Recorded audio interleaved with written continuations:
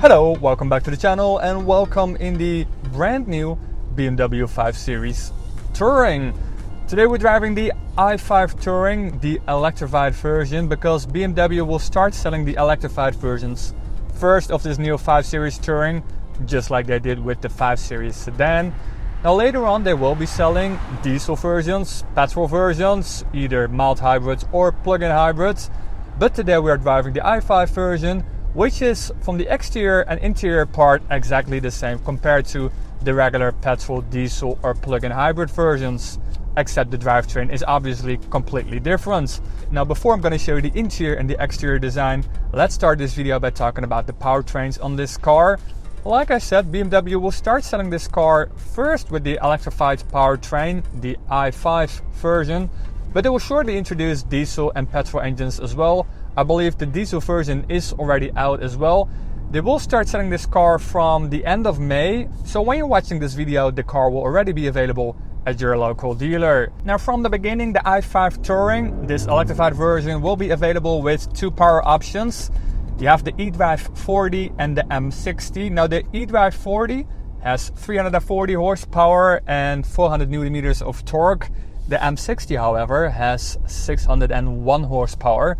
You heard that right, 601 horsepower and more than 800 Newton meters of torque. The eDrive 40 will do 0 to 100 kilometers an hour in 3.9 seconds. The M60 will do that in 3.9 seconds. Now I am driving the M60 at the moment.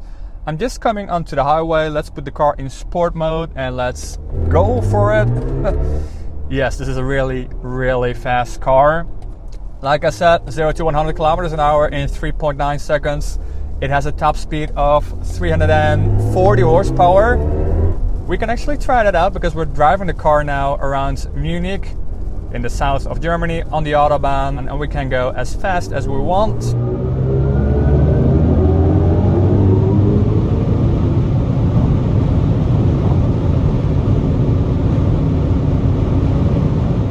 So yeah, the car will easily do 230 kilometers an hour, even a little bit higher on the speedometer, but in reality it will be around 230 kilometers.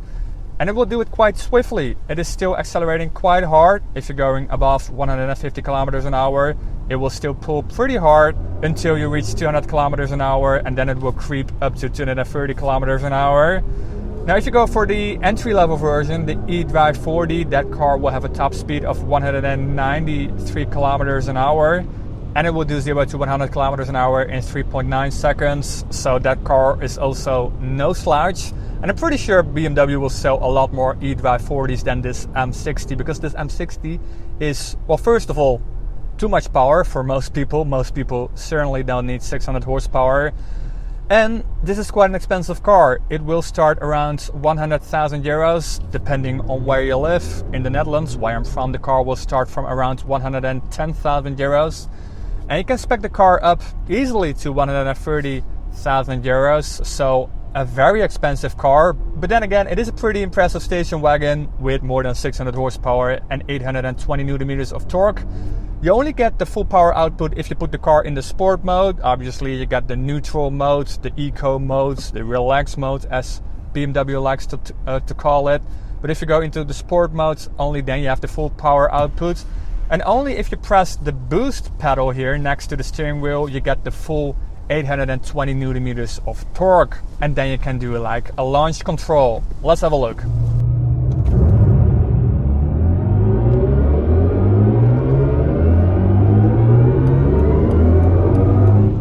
Now the battery pack in the eDrive 40 and this M60 versions are exactly the same. You got 81.2 kilowatt hours, giving the M60 version a range of 506 kilometers and the eDrive 40 a range of 560 kilometers, so 60 kilometers more compared to this version. Now in reality, obviously it will be a little bit less, especially if you go for this M60 version. I started driving this car with almost a full battery pack and the car gave a range of 370 kilometers. Now you have to keep in mind, I'm driving the car today at a BMW event, and I'm pretty sure this event will take a couple of days, and every day this car is being driven by a different person, and I'm sure a lot of people are driving the car maybe a little bit harder than they will do at home, especially here with the Autobahn. So I'm sure this car will be able to do around 450 kilometers in reality when the weather is good. So that's a pretty decent range, and the car can fast charge quite quickly. It can do up to 2.5 kilowatts. The M60 but also the e-drive 40 can both do 2.5 kilowatts, and then it will take around 30 minutes to charge the car from 10 up to 80%. Now if you want to charge the car at home or at your office, the e-drive 40 can charge up to 11 kilowatts, but as an option you can also go for 22 kilowatts, and this M60 version can AC charge 22 kilowatts as standard. Now this M60 version is the sporty version, so it has adaptive M sport suspension. But on the e-drive 40 you can also get sport suspension, but then it's not M sport suspension but regular sport suspension. And if you go for the sport suspension on the e-drive 40, you get rear wheel steering as well, and it is standard on this version, which is quite a good option to have. Again, it's an option on the e-drive 40, but it is standard on the M60. And it's really helpful on such a big car as this. The car is longer than 5 meters, and because of the rear wheel steering, this car still has a pretty compact turning radius. Now the ride on this M60 version is actually pretty comfortable as long as you got the car in the relax mode, as BMW likes to call the comfort mode. This car is a perfect Autobahn cruiser. I could drive for hours and hours on end because the suspension is very comfortable in the relax mode. However, if I put the car in sport mode, the suspension will stiffen up quite a bit. Now this M60 version also has anti-roll stabilization, and of course the ride is a little bit more firm, but not much firm compared to the e-drive 40 because of the adaptive suspension on this car. You also get bigger brakes on the car, and the exterior design of the car is also a little bit more aggressive. Let's do a little tour around the car. Let's start by talking about the key. This is the key, believe it or not. You also get a regular physical key, but you can also drive the car just by using a phone and using the My BMW app. As you can see a lot of stuff, a lot of information in the app. For example, your charging level.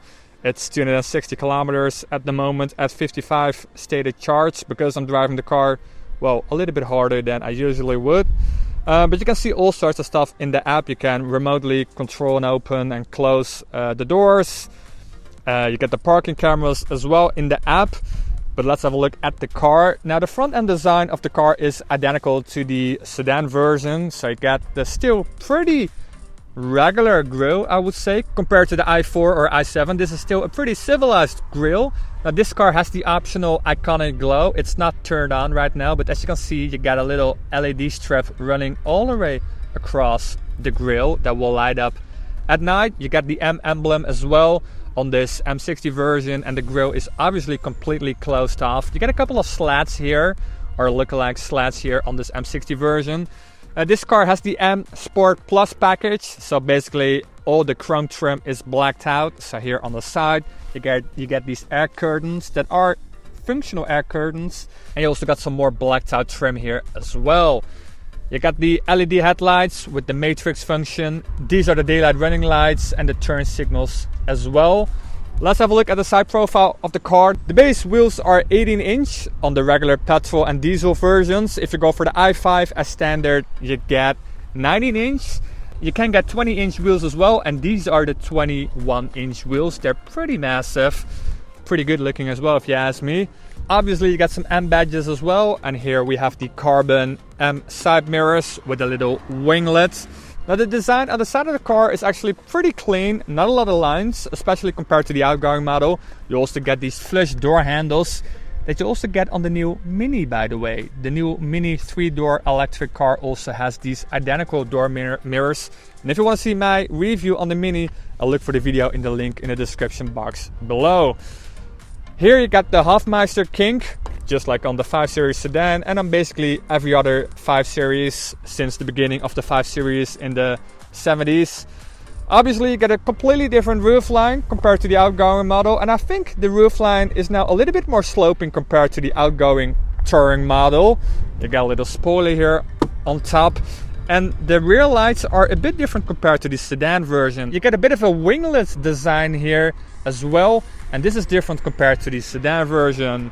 Here you got the i5 emblem, and here it says M60, and down below we got a pretty sporty bumper with a massive diffuser. Now if you think this car doesn't look sporty enough, you can also get M Performance parts for the i5, making the car look even more sporty than this regular M60. And if you go for the M Performance parts, the car looks basically like a proper M5 Touring, which isn't out yet. So if you already want to have an M5 Touring or a car that looks like it, go for the M60 with the M Performance parts. Alright, let's talk business. Let's talk about the cargo space in this car, because that's what this car is all about. You get 570 liters of trunk capacity here in the back, which is around 10 liters more compared to the outgoing model. If you compare it to the regular petrol version, BMW likes to compare the cargo space of this new i5 to the plug-in hybrid version of the outgoing model, and then this car has 140 liters more compared to the plug-in hybrid. But if you compare it to the petrol version, it's around 10 liters more, which is still excellent, I say, because you got plenty of room here. And the i5 has the same cargo capacity as the regular petrol, diesel or plug-in hybrid version. And you also got a little bit of sub-trunk space here. It's just a little bit of storage capacity, but it is just enough to store your trunk cover. This is the trunk cover. It will not open automatically for the entire run, but it will open up to around here when you open the trunk.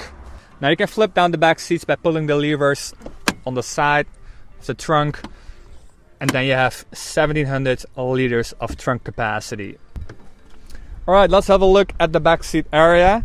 Your charge port door is, by the way, here on the right side of the car. As you can see, up to 2.5 kilowatts of peak charging DC power. Let's flip the back seats up. This is the back seat area. The wheelbase has grown to around 3 meters, so you got plenty of space in the back actually. This seat is all the way to the back. This is the seat as how I would use it. I'm 1.80 meters. Let's just sit behind myself. And yeah, plenty of space, as you can see, plenty of leg room, and also plenty of headroom as well. This car has the massive panoramic roof, which you cannot open. It's a fixed roof, but obviously it has a massive sunshade as well. I really like this roof, and especially if you're sitting here in the back, this is just very nice to have. This car feels a lot more roomier here in the back when you got this massive panoramic roof. Now what else do we have here? We got 1, 2, 3, 4 USB-C ports, and got like a little docking port here for a tablet holder, and then next to it you got a USB-C port to charge your tablet. You also got a little screen here. It's not turned on right now, but here you can control the climate controls all the way in the back, and there are 2 air vents here as well.